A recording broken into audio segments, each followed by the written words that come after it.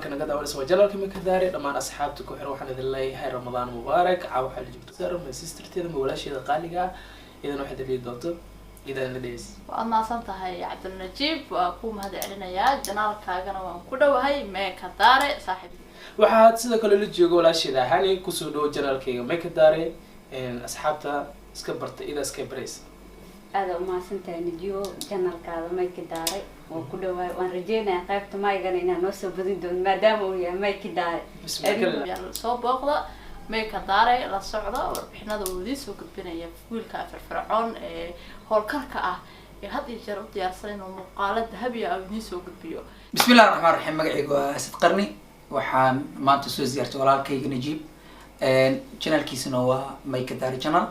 please subscribe like share comment inta way israaciya gambaleelkana furta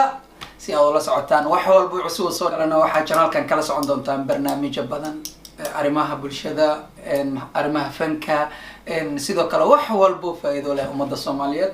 kale la wala subscribe hala saaro like hala siiyo share hala lagu daro saaxiib yar gaarsiiya saaxiibadiina lana socda warbixinada uu soo wada Najiib Meka Daare ku soo dhawaada